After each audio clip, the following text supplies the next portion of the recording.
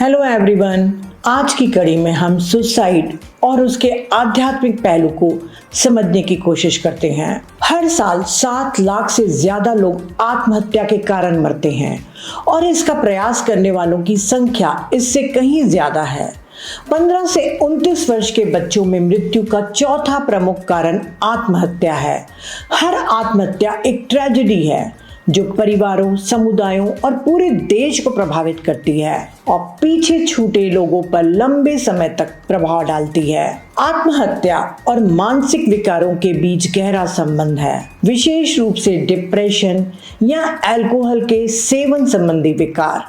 और कई आत्महत्याएं नाजुक क्षणों में आवेगपूर्ण तरीके से होती हैं, जब जीवन के टेंशन से निपटने की कोई आशा नहीं रह जाती, जैसे फाइनेंशियल प्रॉब्लम, रिलेशनशिप ब्रेकअप, कोई झगड़ा या पुराना दर्द या बीमारी। कई आत्महत्याएं गुस्से के तात्कालिक प्रभाव के कारण भी होती हैं। किसी भी परिस्थिति में सुसाइड करना नैतिक और आध्यात्मिक रूप से गलत है। हताशा या निराशा के कारण आत्महत्या करने से केवल और अधिक दुख प्राप्त होता है। सुसाइड जीवन की समस्याओं को समाप्त करने का एक कायरतापूर्ण तरीका है। यदि कोई व्यक्ति भ्रमित, घृणा, नकारात्मक और निराश मन के साथ इस दुनिया को छोड़ता है, तो ये बहुत कम संभावना है कि वो बेहतर स्थिति में फिर से जन्म लेगा। ये नासमझी का कार्य है जिन लोगों ने ये नहीं सीखा कि अपनी समस्याओं का सामना कैसे करें, जीवन की सच्चाई का सामना कैसे करें और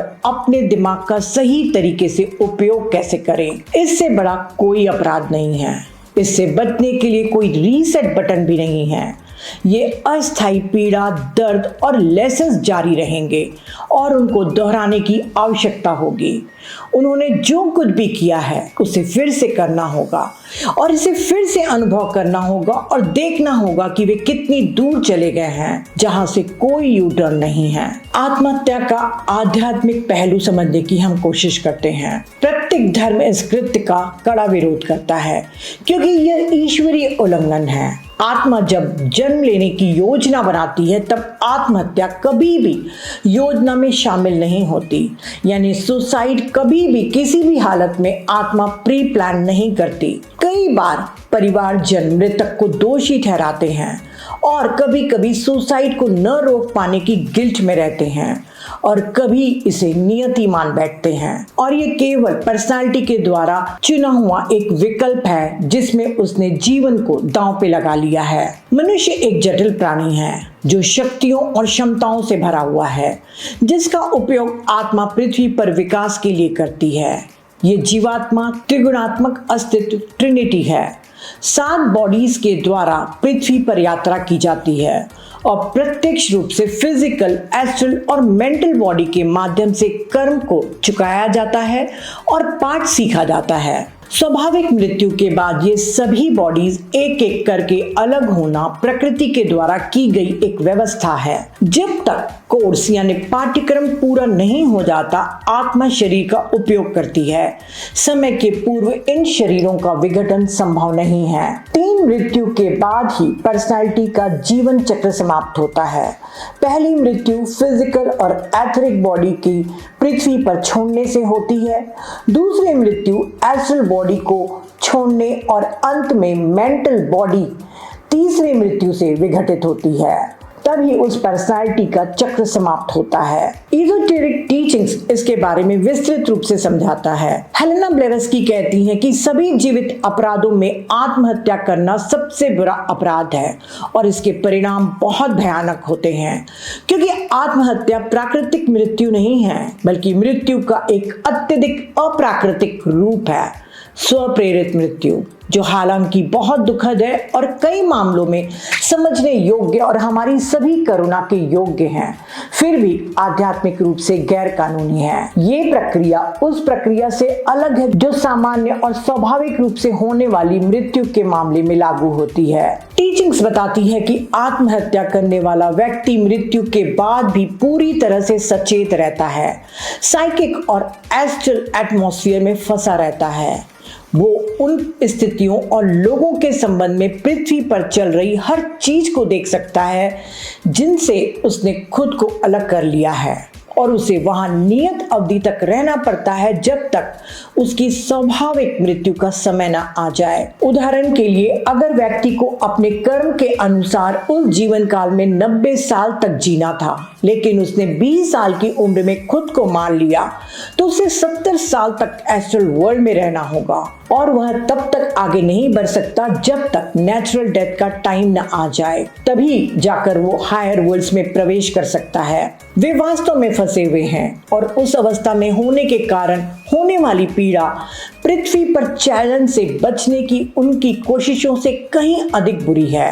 मास्टर्स ये भी कहते हैं कि ये तथ्य है कि उन्हें अपने जीवन की शेष अवधि के लिए एस्ट्रल वर्ल्ड में रहना किसी भी उच्च शक्ति या दिव्य सत्ता द्वारा दिया गया दंड नहीं है। ये केवल इस तथ्य के कारण है कि प्रकृति के अपरिवर्तनीय नियमों के अनुसार इन बॉडीज का सही तरीके से, सही क्रम में और सही समय पर एक दूसरे से अलग होना चाहिए, ताकि मृत्यु के समय और उसके बाद सब कुछ स्वाभाविक और सामान्य रूप से आगे बढ़ सके। जो व्यक्ति प्राकृतिक मृत्यु से मरता है क्योंकि उसकी बॉडी धीरे धीरे और स्वाभाविक रूप से अपनी नियत अवधि के पूरे पाठ्यक्रम को पूरा कर चुके होते हैं और अपने आप ही एक दूसरे से जुड़ना बंद कर देते हैं। लेकिन यह स्पष्ट रूप से उस व्यक्ति के लिए नहीं है जिसने सुसाइड किया है। सुसाइड करने वाले खुद को बाद में उतना ही जीवित पाते हैं, केवल अभौतिक शरीर के बाहरी आवरण के बिना और पहले से भी अधिक फंसी यानी स्टक अवस्था में, अक्सर पछतावे से भरे और पृथ्वी के जीवन में वापस आने की लालसा से भरे हुए और असहाय, क्योंकि ना तो वे परिवार वालों से संपर्क कर पाते हैं, ना ही अपनी गलती को रिवर्स कर पाते हैं।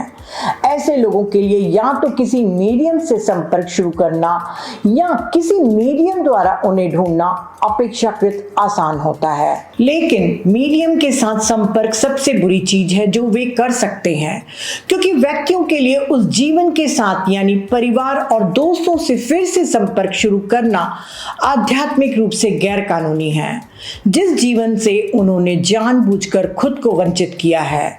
मास्टर्स और मैडम ब्लेवेस्की बताती हैं कि आत्महत्या करने वाला व्यक्ति जो ऐसा करता है वो अपनी आत्मा को हमेशा के लिए भी खो सकता है। एक अंधकार में भाग्य उस मीडियम के लिए भी होगा जिसने ऐसी चीज को होने में सक्षम बनाया और सहमति दी, क्योंकि मीडियम ने भी अपने लिए भयानक कर्म बनाए होंगे। काश लोग दिवंगत आत्माओं को शांति से छोड़ देते और उन्हें अंतिम चरण में आगे बढ़ने देते। स्पिरिचुअलिटी का अभ्यास करने वाले कुछ लोग मृतकों से संपर्क करते हैं और कुछ मीडियम बनते हैं, जो दोनों पक्षों के लिए घातक होता है। स्वामी अभेदानंद के द्वारा लिखी गई लाइफ बियॉन्ड डेथ बुक में भी उन्होंने मृतकों से बातचीत का कड़ा विरोध किया है, क्योंकि modern spirituality specially western countries में इसका दुरुपयोग किया जा रहा है। डॉक्टर रेमंड मूडी ने अपने प्रसिद्ध बुक लाइफ आफ्टर लाइफ में सुसाइड अटेम्प्ट करने के परिणाम स्वरूप मृत्यु के निकट पहुंचे लोगों के अनुभव लिखे, जो या तो बच गए थे या चिकित्सीय मदद से जीवित हो गए थे। मूडी लिखते हैं कि इन अनुभवों को समान रूप से अप्रिय के रूप में वर्णित किया गया था। जैसा कि एक महिला ने कहा, यदि आप यहाँ से एक पीड़ित आत्मा को छोड़ते हैं तो आप वहां भी एक पीड़ित आत्मा होंगे। संक्षेप में वे रिपोर्ट करते हैं कि जिस संघर्ष से बचने के लिए उन्होंने आत्महत्या करने का प्रयास किया था वो उनके मरने के समय भी मौजूद था, लेकिन ज्यादा जटिलताओं के साथ। अपनी अशरीरी अवस्था होने के कारण अपने प्रॉब्लम के बारे में कुछ भी करने में वो असमर्थ थे और उन्हें सुसाइड के परिणाम स्वरूप होने वाले दुर्भाग्यपूर्ण परिणामों को भी देखना पड़ रहा था। एक व्यक्ति जो अपनी पत्नी की मृत्यु से हताश था, उसने खुद को गोली मार ली, जिसके परिणाम स्वरूप उसकी मृत्यु हो गई और उसे फिर से चिकित्सीय मदद से जीवित किया गया। वो कहता है कि मैं वहां नहीं गया जहां मेरी पत्नी थी, मैं एक भयानक जगह पर गया था। मुझे तुरंत अपनी गलती का एहसास हुआ और मैंने सोचा काश मैंने ऐसा नहीं किया होता। अन्य लोगों ने भी ऐसे ही अप्रिय नकारात्मक स्थिति का अनुभव किया है। उन्होंने टिप्पणी की है कि उन्हें लगा कि वे लंबे समय तक वहां रहेंगे। ये उनके लिए नियमों को तोड़ने की सजा थी, जो वास्तव में एक असाइनमेंट से पहले खुद को मुक्त करने की कोशिश कर रहे थे, यानी जीवन में एक निश्चित उद्देश्य को पूरा करने के बजाय भाग जाना। अपनी अगली किताब reflection on life after life में मूडी कहते हैं कि सुसाइड करने वाली सभी आत्माएं एक बात पर सहमत है कि उन्हें महसूस होता है कि उनके आत्महत्या करने से कुछ भी हल नहीं हुआ। उन्होंने पाया कि वे दूसरी दुनिया में ठीक उन्हीं समस्याओं से उलझे हुए थे जिनसे वे आत्महत्या करके खुद को निकालने की कोशिश कर रहे थे। वे प्रॉब्लम्स अभी भी दूसरी तरफ अनसुलझे, अनरिजॉल्व थे और उनको पछतावा था कि काश वे पृथ्वी पर अपने प्रॉब्लम को सॉल्व करने की और कोशिश की होती। एक व्यक्ति ने उस सिचुएशन में फंसने का उल्लेख किया जिस सिचुएशन ने उसे आत्महत्या के प्रयास के लिए उकसाया था।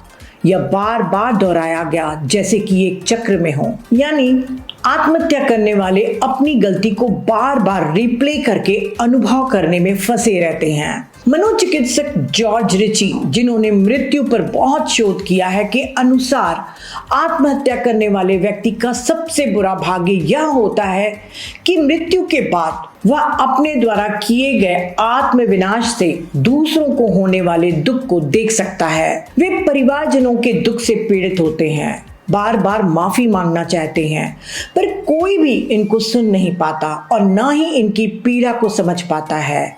वे हाफ डेड यानी अधमरे अपनी फैमिली और पृथ्वी के इर्द गिर्द ही भटकते रहते हैं। इसीलिए मास्टर्स आत्महत्या करने वालों को पृथ्वी पर चलने वाले अर्थ वॉकर्स कहते हैं। मास्टर्स बताते हैं कि आत्महत्या करने वाले का भाग्य आमतौर पर भयानक होता है। उसने यांत्रिक साधनों का उपयोग करके अपने शरीर को नष्ट तो कर लिया, लेकिन असली आदमी, रियल मैन यानी आत्मा को वे छू नहीं सकते और फिर वो एक छाया मात्र ही रह जाते हैं। वे एक प्रकार से शुद्धिकरण में रहते हैं, जिसे थियोसॉफिस्ट इच्छा या जुनून का स्थान या कामालोक या एस्ट्रल वर्ल्ड कहता है। वे लगातार अपने उस ज्वलंत विचारों में अपनी आत्महत्या वाले एक्शन को दोहराते रहते हैं जिसके द्वारा उसने अपने जीवन की तीर्थ यात्रा को रोकने की कोशिश की थी। वो अपने परिवारजनों और अपनी आत्महत्या वाली जगह को भी देखता है। वे अपने परिवारजनों की पीड़ा को देखता है, महसूस करता है, लेकिन किसी से भी संवाद करने में सक्षम नहीं होता। आत्महत्या करने वाले और जो लोग दुर्घटना या हत्या, फांसी आदि के कारण अचानक जीवन से बाहर हो जाते हैं, वे लगभग उस अवधि के बराबर समय गुजारते हैं जो अचानक समाप्ति के बिना जीवन की उनकी वास्तविक अवधि होती। ये वास्तव में मृत नहीं है। उस प्राकृतिक अंत से पहले बॉडीज का पृथक्करण और विघटन नहीं हो सकता, चाहे भौतिक शरीर को किसी भी रूप से नष्ट किया गया हो। उनको वास्तविक नेचुरल डेथ तक पहुंचने के लिए प्रतीक्षा करनी होती है, तब तक वो पृथ्वी से ही बंधे रहते हैं। मीडियम के अधिकांश संचारक आत्महत्या करने वाले या आकस्मिक मृत्यु के शिकार होते हैं, क्योंकि केवल शरीर के मरने पर हमेशा मृत्यु नहीं होती। जब तक मृत्यु जीवन अवधि के अंत के साथ मेल नहीं खाती जो जन्म के समय तय होती है। दुर्घटना के शिकार लोगों के लिए ये और भी बदतर है। जब तक वे इतने अच्छे और शुद्ध नहीं होते कि उन्हें तुरंत आकाशीय समाधि में ले जाया जा सके, यानी एस्ट्रल वर्ल्ड में शांत नींद की स्थिति में ले जाया जा सके, जिसके दौरान उन्हें दुर्घटना की कोई याद नहीं होती। लेकिन जब तक उनका नेचुरल लाइफ साइकिल समाप्त नहीं हो जाता, तब तक वे अपने परिचित दोस्तों और दृश्यों के बीच ही घूमते रहते हैं। लेकिन फांसी द्वारा मारे गए अपराधियों को आमतौर पर जीवन से बाहर हेट और रिवेंज से भरे हुए निकाल दिया जाता है। वे एक ऐसी सजा के तहत तड़पते हैं जिसका जस्टिस यानी न्याय उनको मंजूर नहीं है।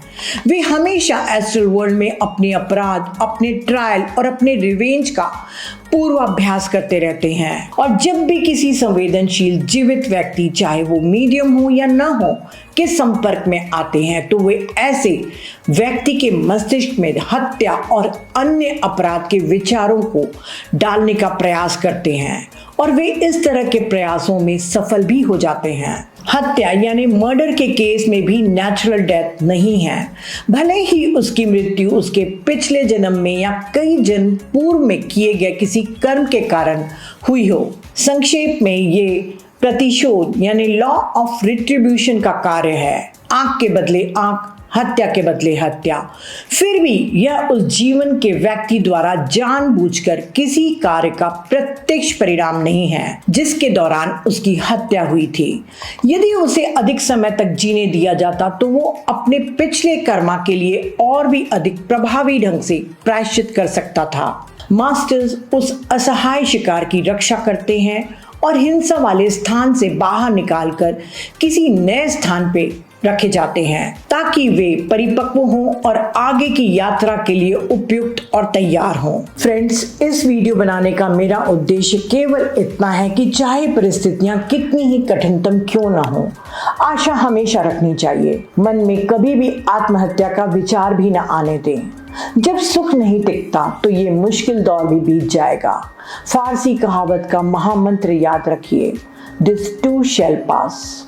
ये समय भी बीत जाएगा और जो भी हो रहा है बीज हमने कभी न कभी बोए थे। सो आशावादी बने रहें और जिनके घर में ऐसे हादसे हुए हैं वे मृतक से संपर्क बनाने की कोशिश बिल्कुल न करें। आप सामान्य जीवन जिएं ताकि मृतक की आत्मा मोह छोड़कर आगे की यात्रा कर सके। ईश्वर करे ऐसी सभी आत्माओं को पूर्ण शांति मिले और अपनी आगे की यात्रा वो कर सकें और इनके परिवारजनों को शक्ति दे ताकि इस पीड़ा को वो सहन कर सकें। आज के लिए इतना ही। Thank you.